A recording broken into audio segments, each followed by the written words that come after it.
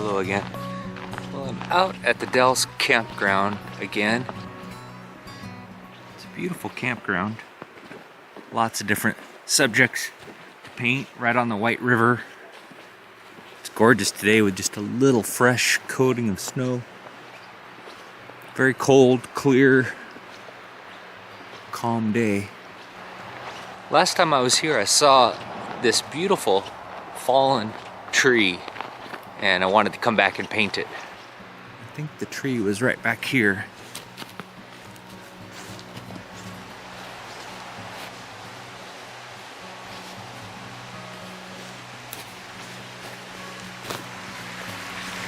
It's a pretty little creek running through here.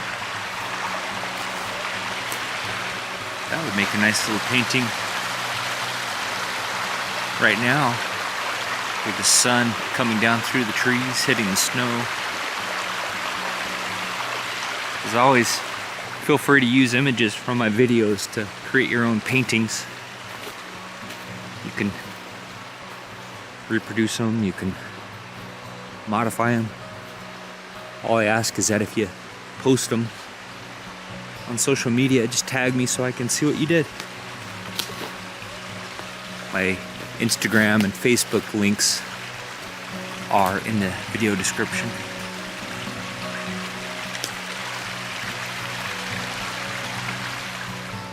Here's the fallen log.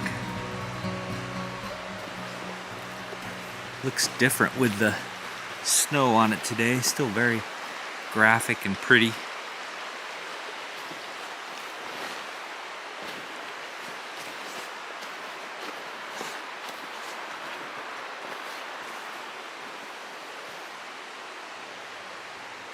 Going with a 9 by 12 inch Centurion oil primed linen panel. Nice high quality linen, affordable price from, I get them from Jerry's. I've got my LED light hooked up because it's kind of dark here in the shade. I want to be able to see the colors I'm mixing. A little LED light like that plugs into my portable battery that I use to keep my camera charged, and really makes a lot of difference. Gives you a nice consistent light. Link to it is in my materials list below. Going with a 9 by 12 because I like the length of the log on the ground. I want to try to capture a good bit of the length. Got my normal colors laid out. I squeezed my colors out before I left home this morning to save myself time.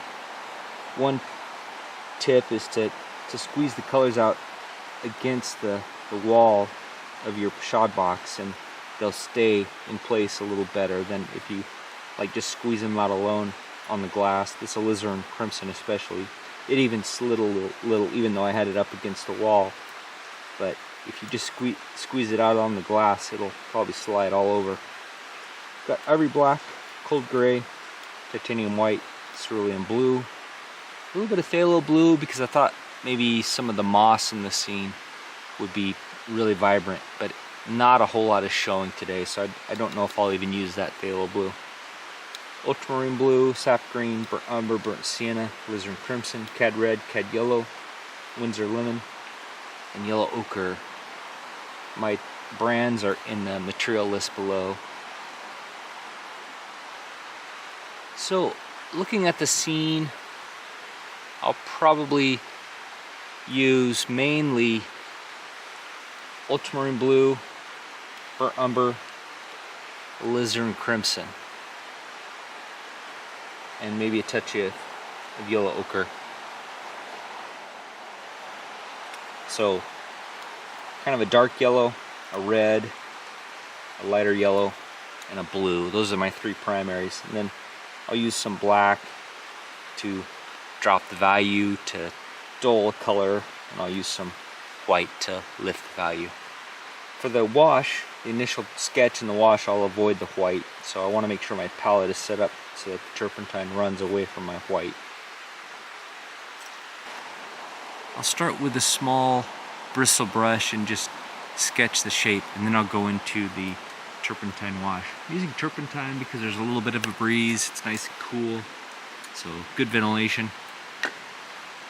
I'll start the sketch with burnt umber. And I want to get the shape of the tree, the graphic look, this beautiful look of the roots of the tree. I want to get that right, so I'll take some time getting that in. At this, I've got these 1/3 lines sketched on there just to give me a hand if I need to keep things away from the edge of the panel, or to transfer it from a picture on my iPhone to a picture on this panel. I've got a video showing how I do that.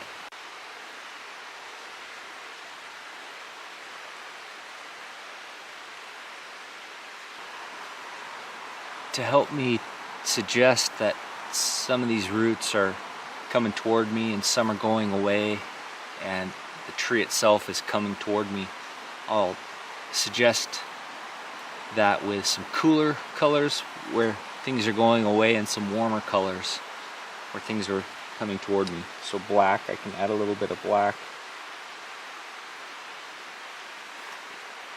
to suggest that this piece of the trunk is going away. I can add a little bit of burnt sienna.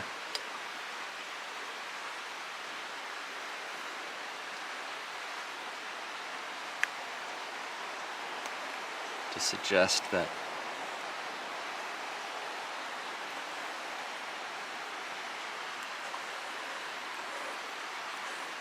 the main body of the tree is coming toward us.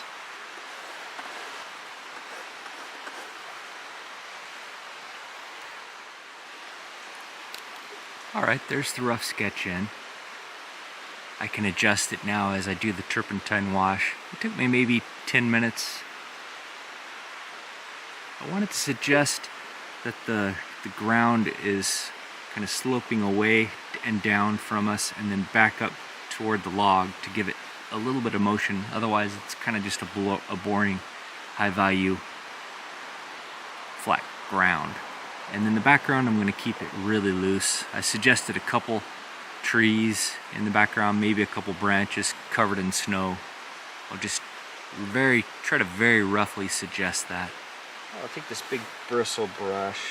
Even though it's kind of a small panel, a 9x12, I'm still going to use this big brush for the wash. Now, if I squint at the scene and focus on the center of interest, the roots of the tree, the background ranges from a yellowish green up high where the sun is hitting the trees to kind of a purple lavender, a bunch of different grays for the shadow on the snow and the shadow on the trees down low. And then it jumps in value right here at the edge of the snow behind the log, and also on some of these snow-covered branches. So I think what I'll do, I'm going to lay in some of this burnt umber and the alizarin crimson in the tree.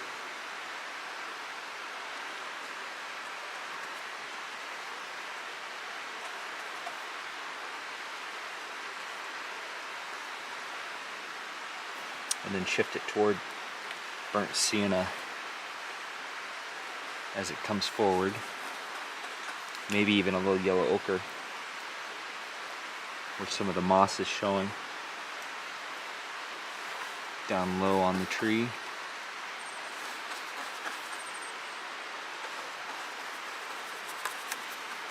I'm going to grab a different brush, different bristle brush, and map in the background. I'm going to take a little bit of yellow ochre, a little bit of ultramarine blue, and really dilute it.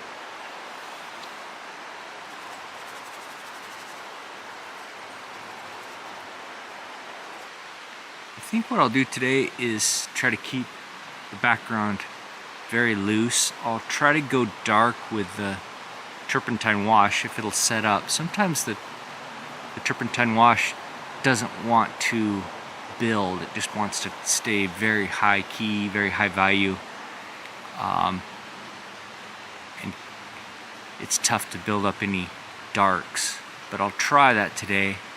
I want the scene to pop. There's a lot of light with the snow, but the background and the roots of the fallen tree, the shadow of the fallen tree, they're all pretty dark. So I think if I go a little darker to begin with and then build up the lights by wiping away some of the darks and then adding the lights on top, I think that'll help. I also want to exaggerate the red in the fallen log in places, and also the green of the moss under the snow, so that it's not just a black and white. So now, before this sets up very firmly, I'll take a paper towel and try to wipe away some of the lightest lights.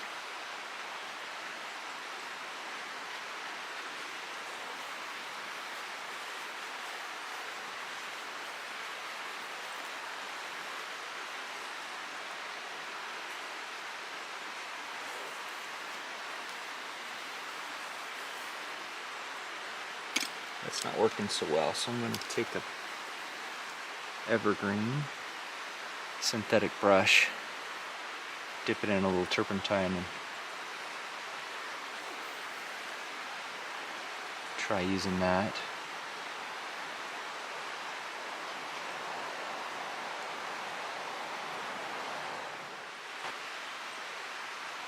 As the form turns away from the light, it gets a little darker, so I can just use the fact that my brush is getting a little dirty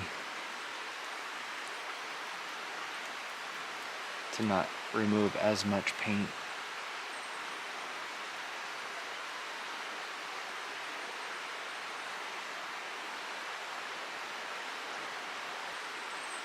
I love it when the paint gets to this stage where it's letting me draw real loosely, real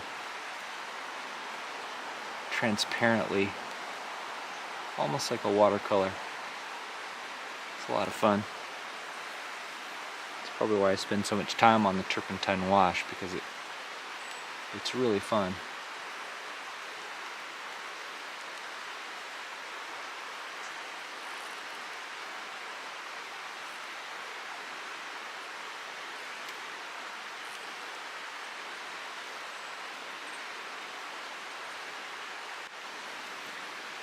Alright, there's the turpentine wash in. I really spent a lot of time, probably about half an hour, mapping that in. I wanted to get the graphic pattern, the drawing right.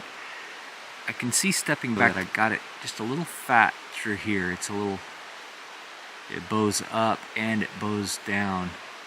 It's making this look too fat. It is that way to a degree in person here, but not as much as I've made it. So as I paint the full colors, I'll need to whittle that down just a little bit so it's more of a nice smooth arc without that bulge. So I'll clean off my palette and mix up the colors. Pretty simple,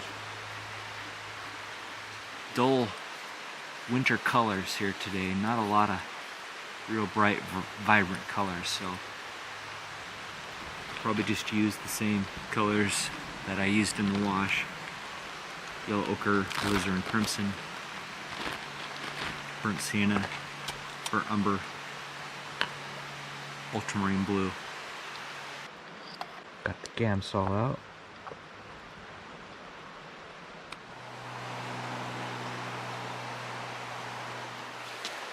A little cup of coffee. I like to drink mostly decaffeinated coffee when it's cold, so I can stay warm, but I don't want the caffeine to make me jittery. Got a nice, mostly clean palette here. I'll start mixing the snow. Where the light is hitting the snow, it's very high value and pretty warm. So I will mix up a little bit of that, but most of the snow is a step away from white. It's a step darker than pure white. So I'll mix that with just a touch of alizarin and a touch of ultramarine blue and some Neil McGilp. I add Neil McGilp to adjust the viscosity, especially on these cold days. It can get kind of stiff.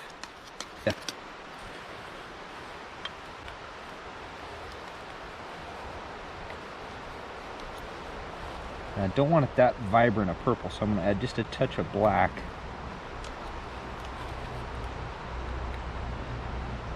Ivory black here to darken it and dull it.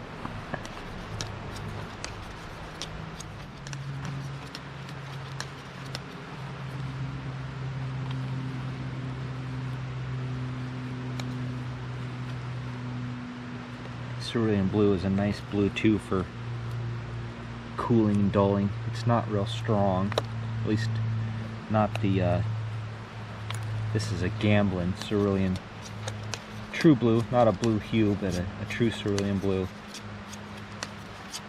It works nice in mixes and blends.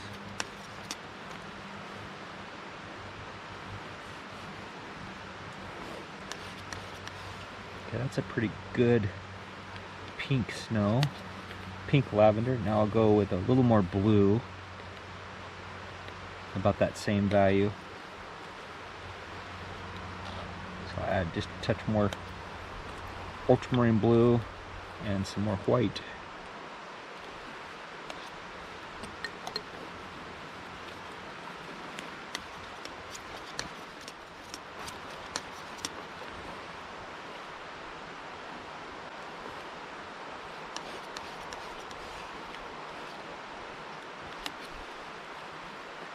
And maybe a slightly warmer version of that, add just a bit more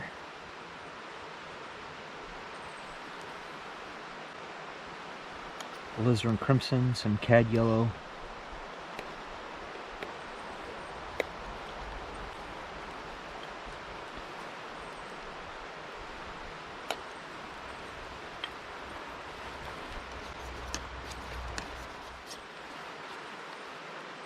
A little vibrant, so I'm adding yellow ochre and gray and white to dull it.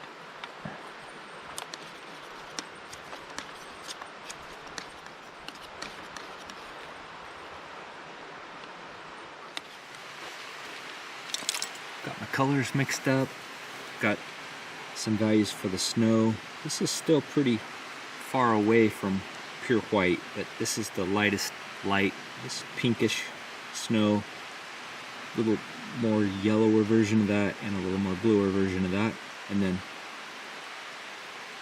a little greenish. Some of the snow shows up as a little bit green where it's getting reflected light from the pine trees or where it has moss underneath. Then a more purple lavender and a more blue snow as the snow tips into shadow. I can also add just a touch of pure color to shift it closer to the shadow, darker. I've got background sun on the trees, background shadow on the trees. This is moss in the sun and also some pine boughs in the sun. This is as the moss becomes, the lichen and the moss become thin, you get a little more of the brown of the bark on the main log, more red in the shadow, more of a brown in the shadow, more of a blue in the shadow. So I think that's enough for the scene. I'll try to stick with just these colors and then dip into some pure color or black or gray or white where I need to shift things as I'm painting if the relationship doesn't quite look right. It's a complicated scene. I think I'll start in the back and work forward. So I'll start with the high value light on the trees in the background. And I'm not going to try for any kind of detail back there. I'm just going to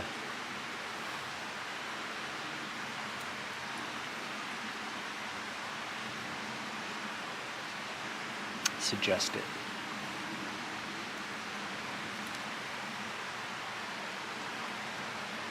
I'm going to kind of paint around the shapes that I have from the wash. Try to leave those where I can.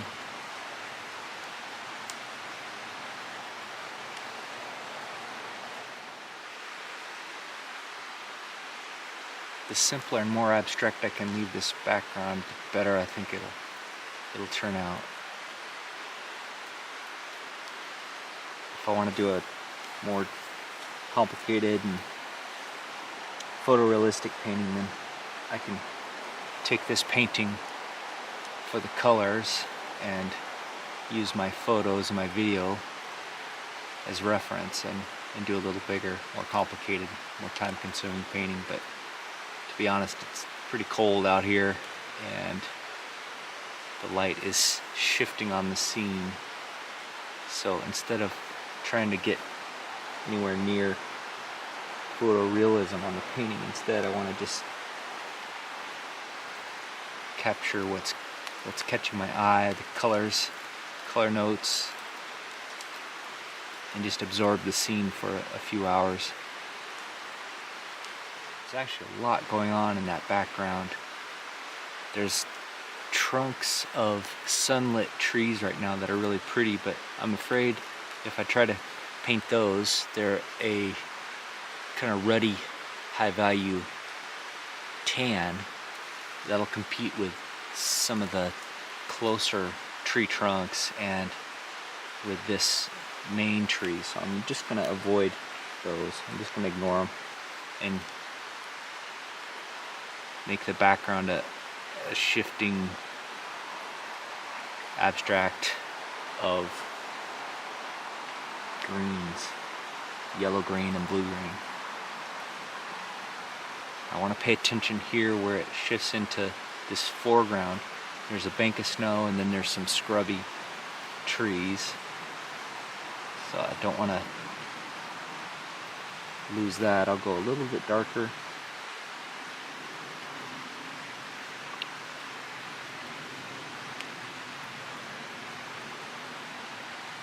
Carve out some shapes that suggest snow-covered trees. Same thing with these. I'll just kind of play off of the wash that I put in and suggest that these are snow-covered pines.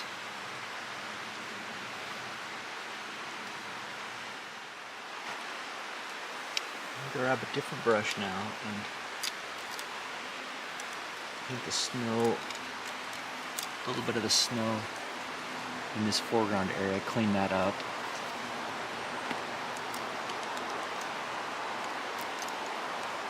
This is a number 2 Rosemary Evergreen.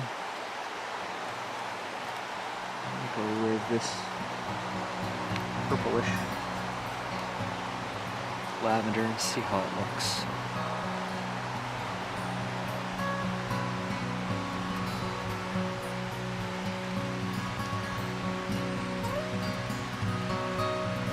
Touch higher value, so I'm going to go with this one step higher, peachy lavender.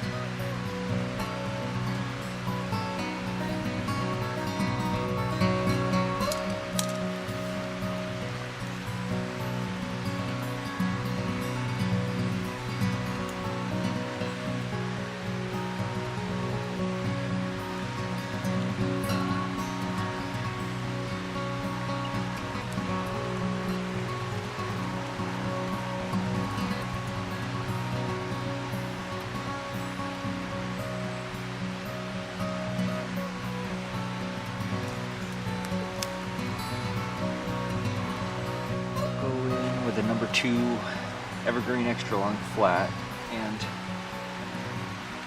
paint back in the darks. The darks are interesting looking now, but they're a little washed out compared to the lights, so I just want to reinforce those darks. I try to hold my brush far back at the end of the handle. Sometimes I creep up if I want to get a little closer, maybe support my hand on the maul stick, or even touching the panel in an unpainted spot. But wherever I can, I want to paint with my holding the brush far back. It gives a more elegant brush stroke, a little more calligraphy.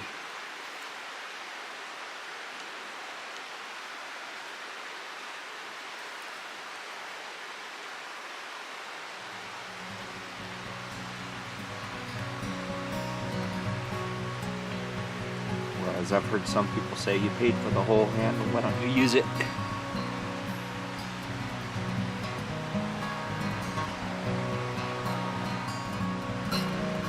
I'm trying to paint these darks thinner than I painted the lights. I don't want there to be a lot of ridges or impasto in the darks to catch light.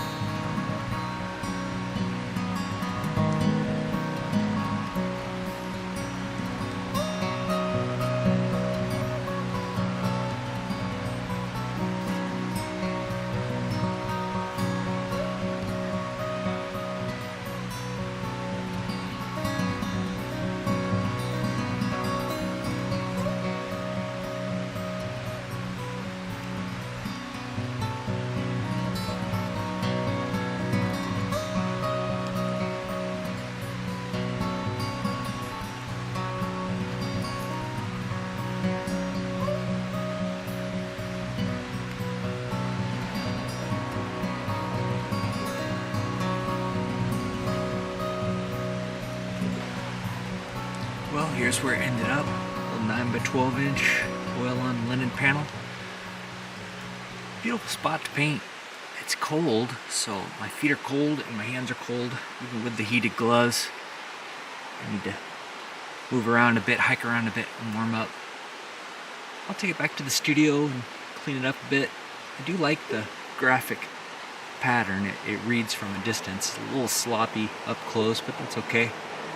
I can scrape off some of the thicker paint and do a little cleaner job back in the studio, but I feel like I absorbed the scene. The sun did break through and put some really vibrant light on little patches.